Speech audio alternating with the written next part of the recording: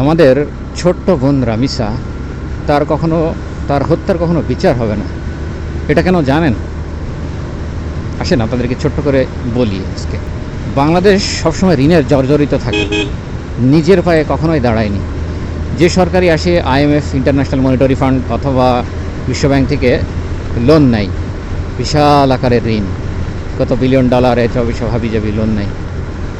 এই লোনগুলো দেওয়ার সময় প্রত্যেকটা কিস্তিতে একটা করে শর্ত দেয়।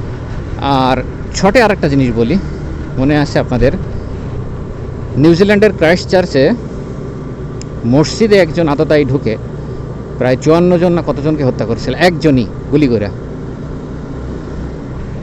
সে হত্যার বিচার কি হয়েছে? যাবজ্জীবন কারাদণ্ড। কারণ নিউজিল্যান্ডের আইনে এটা নাই, মৃত্যুদণ্ডের বিপরীতে, মানে মৃত্যুদণ্ড আর কি। কারণ তারা এটা বিশ্বাস করে না, কারণ তাদের কাছে এই জিন্দেগিটাই বড়। মুসলমান তো জানে যে এরপরে আরেক জিন্দেগি আছে, এই জন্য আল্লাহ তাআলা এই পাপীকেও প্রায়শ্চিত্ত করার জন্য তার জন্য মৃত্যুদণ্ড রাখছেন, যেন সে দুনিয়াতে এটার প্রায়শ্চিত্ত করে যেতে পারে। কারণ হেয়ার আফটার, মৃত্যুর পরবর্তী জীবন একটা বিষয় আছে। পশ্চিমারা এটাই অবলম্বন করে, পশ্চিমারা সবসময় এটাই চায় যে মৃত্যুদণ্ড বলে যেন কিছু না থাকুক, তারা সে জেলে পচুক, জেলেই থাকুক, যাবজ্জীবন কারাদণ্ড হোক, জেলে পচে মরুক, এটাই তার জন্য অনেক কিছু, নিঃসঙ্গতা। পশ্চিমারা চায় যে যেসব দেশে মৃত্যুদণ্ড কার্যকর করা হয়, বিশেষ করে মুসলিম কান্ট্রিগুলোতে, তারাও যেন এটা ফলো করে। জানি না তাদের এটা কোন ধরনের মানবতা। অথচ একটা জিনিস চিন্তা করেন, এই যে রামিসাকে হত্যা করছে যে লোকটা, সে এই মেন্টালিটি নিয়েই তাকে হত্যা করছে যে এই মেয়েটার বাঁচার আর কোনো অধিকার নেই। তাকে তো ধর্ষণ করছেই করছে, আবার এমনভাবে ব্রুটালি হত্যা করছে যে মাথা মস্তক আলাদা করে আরেক জায়গায় রেখে দিছে। কি নৃশংসতা, বর্বরতা, কতটা মানে নরপশু হইলে এটা করতে পারে। সো সে যে মেন্টালিটি মানে পোষণ করছে যে এই মেয়েটার বাঁচার অধিকার নেই, তাহলে এই হত্যাকারীর কীভাবে বাঁচার অধিকার থাকে আমার এটা বুঝে আসে না। আর সরকার, আপনি বলছে, আপনারা মনে করছেন যে সরকারের বিচার করবেন, সরকার করবেই না।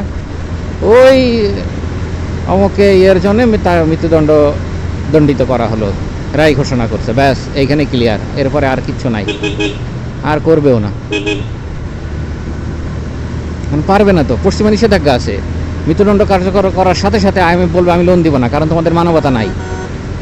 বুঝছেন বিষয়টা? মানবতা কোন দিকে দেখানোর দরকার আর আমাদের কোন দিকে দেখাইতে হয়, এটা হলো পশ্চিমা গোলামি। আর এটার নাম হলো ডেমোক্রেসি। মানুষ ডেমোক্রেসি ডেমোক্রেসি বলে লাফায়। ডেমোক্রেসির নাম হলো এইটা, যে তোমরা আমাদের গোলাম, আমরা আল্লাহর গোলাম না, আমরা হলো পশ্চিমার গোলাম। ডেমোক্রেসি মিনস এইটাই।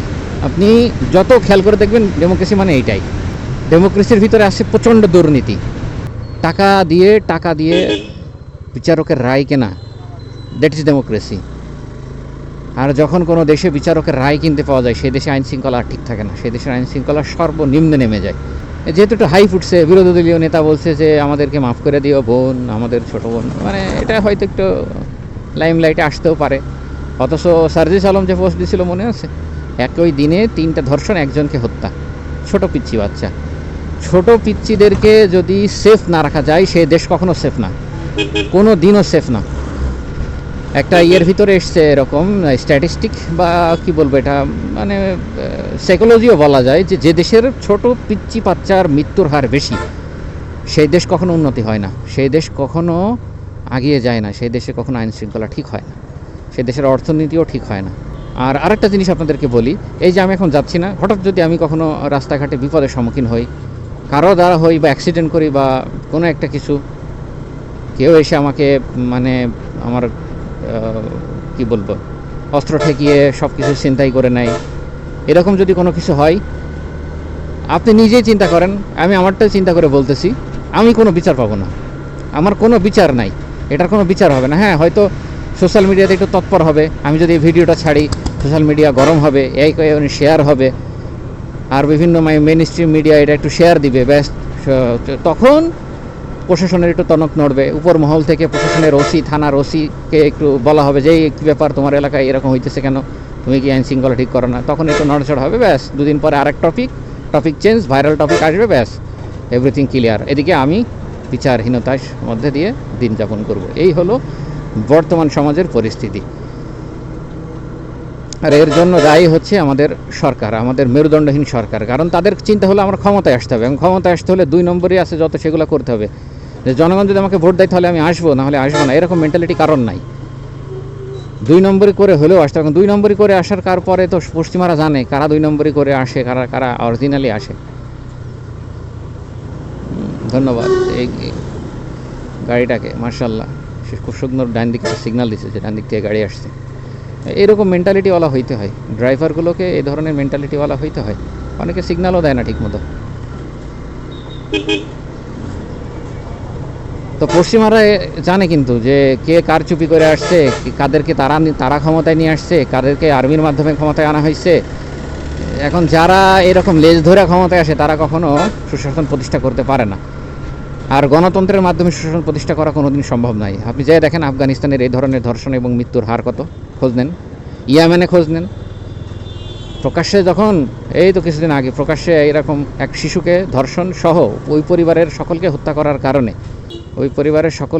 করার কারণে প্রকাশ্যে যে মৃত্যুদণ্ডের শাস্তি আফগানিস্তান করছে, এই মৃত্যুদণ্ডের শাস্তির কারণে তাদের এই রেটটা কততে নেমে গেছে। এখন সারা আফগানিস্তানে এত কোটি মানুষের ভিতরে ধর্ষণ হয় কি হয় না একটু খোঁজ নেন। খোঁজ নিয়ে দেখলে আপনারা বুঝে যাবেন। এই জন্য আমি আরেকটা জিনিস বলি, যে দেশে মুসলমান সংখ্যা বেশি, আপনি লিখা নেন আল্লাহ যা দিছে এইটা যদি না পালন করা হয় সেই মুসলিম কান্ট্রি কোনোদিন শান্তিতে থাকবে না। মানুষের বানানো আইন দিয়ে সেই মুসলমানরা কোনোদিনও শান্তি পাবে না। একদম লিখা নেন। যদি বলেন ভাই আসেন সই করে দিন, সই করে দিয়ে যান, আমি সই করে দিয়ে দিচ্ছি। যদি বলেন মানে ভাই যদি এই কথার মানে আপনি কি দায়িত্ব নিয়ে বলছেন, যদি এই কথা না ফলে তাহলে আপনাকে মৃত্যুদণ্ড দেওয়া হবে, আমি দায়িত্ব নিয়ে বলতে পারি এবং আমি নিজে মৃত্যুদণ্ডের সম্মুখীন হইতে রাজি আছি। সেই দেশে কোনোদিন উন্নতি হইতে পারে না। সেই দেশ কখনোই আইন শৃঙ্খলা পরিস্থিতি, সে দেশের মানুষের নিরাপত্তা কখনোই উন্নতি হবে না। মানুষ সবসময় নিরাপত্তাহীনতায় ভুগে থাকবে। আল্লাহ আমাদের দিছে এক প্রেসক্রিপশন, আমরা মানে ফলো করি আরেক প্রেসক্রিপশন, সম্ভব না।